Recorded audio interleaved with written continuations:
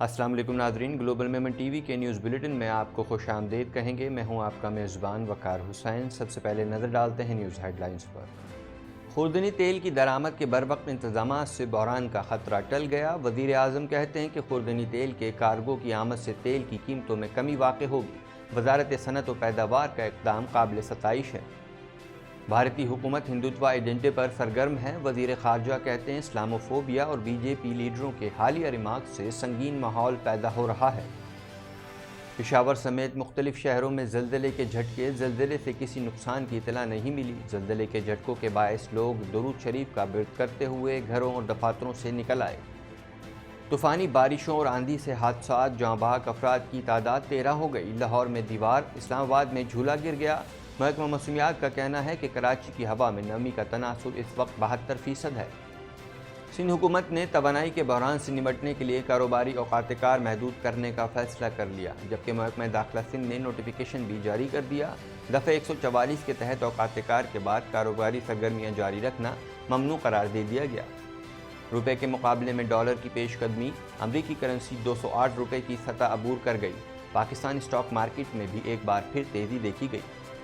Head lines آپ نے ملاحظہ کی اور اب خبریں تفصیل کے ساتھ۔ 1.25 کروڑ کی آبادی پر مشتمل کراچی میٹروپولیٹن سٹی میں صحت کے حوالے سے ہسپتال تو بہت، لیکن فزیو تھراپی سینٹر نایاب ہیں۔ الحمدللہ ہم نے اس کمی کو پورا کرتے ہوئے گلستان جوہر میں زبیداس فزیو تھراپی سینٹر کا آغاز کر دیا ہے۔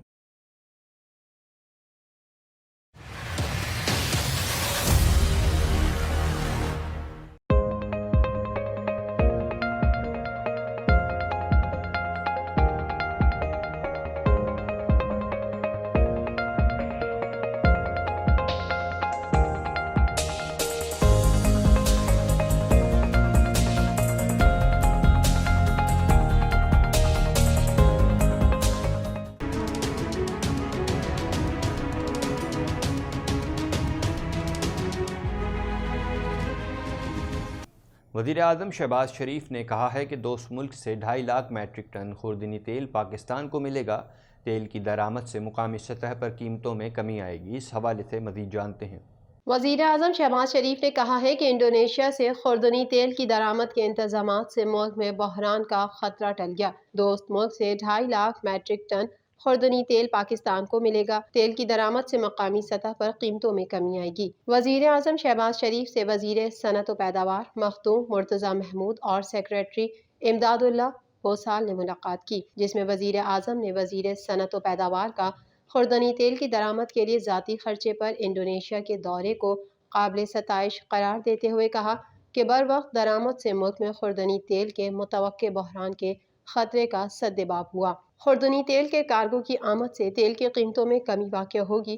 انہوں نے کہا کہ وفاقی وزیر صنعت و پیداوار اور سیکریٹری کی کوششیں قابل ستائش ہیں۔ وزیر صنعت کی کوششوں کی بدولت انڈونیشیا سے 2.5 لاکھ میٹرک ٹن پاکستان کو فراہم کیے جا رہے ہیں۔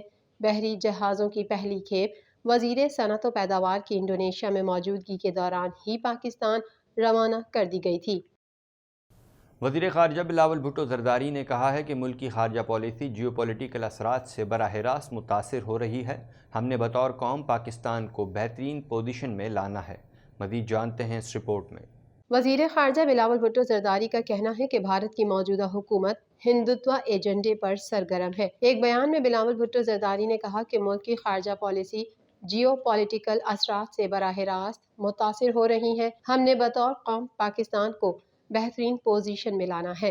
انہوں نے کہا کہ بھارت کی موجودہ حکومت ہندوتوا ایجنڈے پر سرگرم ہے۔ اسلاموفوبیا اور بی جے پی لیڈروں کے حالیہ ریمارکس سے سنگین ماحول پیدا ہو رہا ہے۔ بلاول بھٹو کا کہنا تھا کہ بھارت اور پاکستان کے درمیان مضبوط تجارتی تعلقات ہوتے تو شاید دونوں ممالک انتہائی اقدام نہ لیتے۔ انہوں نے مزید کہا کہ موجودہ حکومت کو مسائل گزشتہ حکومت سے ملے، جن سے نمٹنے کے لیے حکومت بھرپور اقدامات کر رہی ہے۔ محکمہ موسمیات کے مطابق زلزلے کی شدت ریکٹر اسکیل پر 5 ریکارڈ کی گئی، جبکہ گہرائی 218 کلومیٹر تھی۔ اس حوالے سے مزید جانتے ہیں۔ وفاقی دارالحکومت اسلام آباد اور شمالی علاقوں سمیت ملک کے مختلف شہروں میں زلزلے کے جھٹکے محسوس کیے گئے۔ محکمہ موسمیات کے مطابق اسلام آباد، شمالی علاقوں اور پنجاب کے مختلف علاقوں میں زلزلے کے جھٹکے محسوس کیے گئے۔ زلزلے کی شدت ریکٹر اسکیل پر 5 ریکارڈ کی گئی، جبکہ گہرائی 218 کلومیٹر تھی۔ پشاور، کوٹلی، آزاد کشمیر، ایبٹ آباد، شانگلہ اور دیگر علاقوں میں بھی زلزلے کے جھٹکے محسوس کیے گئے۔ زلزلے کے جھٹکوں کے باعث لوگ درود شریف کا ورد کرتے ہوئے گھروں اور دفاتر سے نکل آئے۔ پنجاب کے شہروں اوکاڑہ، چنیوٹ اور جنڈیالہ شیر خان میں بھی زلزلے کے جھٹکوں سے خوف و ہراس پھیل گیا۔ زلزلہ پیما مرکز کے مطابق زلزلہ 2:22 پر آیا۔ زلزلے کا مرکز افغانستان اور تاجکستان کا پہاڑی سلسلہ تھا۔ زلزلے سے کسی نقصان کی اطلاع نہیں ملی۔ محکمہ موسمیات نے شہر قائد کے باسیوں کے لیے مونسون بارش کے پہلے اسپیل کی پیش گوئی کر دی۔ کراچی میں مونسون بارش کے پہلے اسپیل کی انٹری 22 جون سے متوقع ہے، جبکہ صبح اور رات کے اوقات میں بوندا باندی کا امکان ہے۔ مزید جانتے ہیں اس رپورٹ میں۔ ملک کے مختلف علاقوں میں طوفانی بارشوں اور آندھی سے حادثات نے 13 جانیں نگل لیں۔ لاہور میں دیوار، اسلام آباد میں جھولا گر گیا۔ لاہور میں دیوار گرنے کا واقعہ کہنا میں پیش آیا۔ پولیس کے مطابق شبیر احمد اپنے اہل خانہ کے ہمراہ چھت پر سویا ہوا تھا کہ ہمسائے کی دیوار ان پر آ گری۔ 4 افراد اسپتال منتقل ہونے کے دوران راستے میں ہی دم توڑ گئے، جبکہ مسرت بی بی اسپتال پہنچ کر خالق حقیقی سے جا ملی۔ 16 سالہ بلال اسپتال میں تاحال زیر علاج ہے۔ سرائے عالمگیر میں کار نہر میں گرنے سے 2 سالہ بچے سمیت 6 افراد جان کی بازی ہار گئے۔ اسلام آباد میں جھولا گرنے سے 4 سالہ بچے سمیت 2 افراد دم توڑ گئے۔ محکمہ موسمیات کے مطابق کراچی میں اس وقت جنوب مغرب کی سمت سے 18 کلومیٹر فی گھنٹہ کی رفتار سے ہوا چل رہی ہے، جس کے باعث شہر کا کم سے کم درجہ حرارت 29 ڈگری سینٹی گریڈ رہنے کا امکان ہے۔ حکام کا کہنا ہے کہ شہر کا موجودہ درجہ حرارت 31 ڈگری سینٹی گریڈ ہے اور آئندہ 24 گھنٹوں کے دوران موسم گرم اور مرطوب رہے گا۔ بجلی کی بچت کے لیے بڑا قدم اٹھاتے ہوئے سندھ حکومت نے صوبے بھر میں کاروباری اوقات کار تبدیل کر دیے۔ بازار اور کاروباری سرگرمیاں رات 9 بجے بند کرنے کا فیصلہ کیا گیا ہے۔ مزید جانتے ہیں اس رپورٹ میں۔ بجلی کی بچت کے لیے بڑا قدم اٹھاتے ہوئے سندھ حکومت نے صوبے بھر میں کاروباری اوقات کار تبدیل کر دیے۔ بازار اور کاروباری سرگرمیاں رات 9 بجے بند کرنے کا فیصلہ کر لیا۔ محکمہ داخلہ سندھ نے اس ضمن میں دفعہ 144 کے تحت کاروباری سرگرمیاں رات 9 بجے بند کرنے کا حکم نامہ جاری کر دیا ہے۔ محکمہ داخلہ سندھ کے نوٹیفیکیشن کے مطابق کراچی سمیت سندھ بھر میں کاروباری سرگرمیاں رات 9 بجے کے بعد جاری رکھنا ممنوع قرار دے دیا گیا۔ محکمہ داخلہ سندھ کے نوٹیفیکیشن کے مطابق صوبے بھر میں شادی ہالز کو رات 10:30 بجے تک بند کرنا ہوگا۔ نوٹیفیکیشن میں محکمہ داخلہ سندھ کا یہ بھی کہنا ہے کہ ہوٹلز، ریسٹورنٹ اور کافی شاپس رات 11 بجے تک کھلی رکھی جا سکیں گی۔ انٹر بینک میں ڈالر تاریخی بلندی پر پہنچ گیا۔ انٹر بینک میں ڈالر کی قیمت میں 58 پیسے اضافہ ہوا، جس کے بعد ڈالر 208 روپے 25 پیسے پر فروخت ہو رہا ہے۔ مزید جانتے ہیں اس رپورٹ میں۔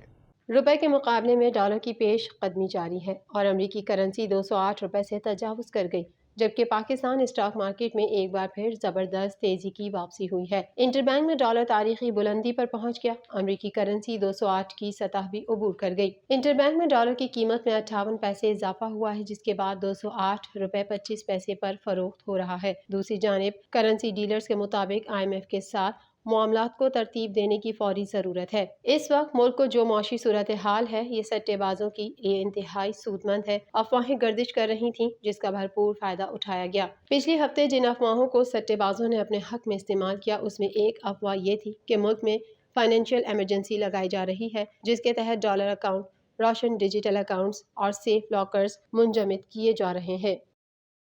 گلوبل میمن ٹی وی کے نیوز بلیٹن میں فی الحال اتنا ہی۔ مزید خبروں اور اپڈیٹس کے لیے دیکھتے رہیے گلوبل میمن ٹی وی۔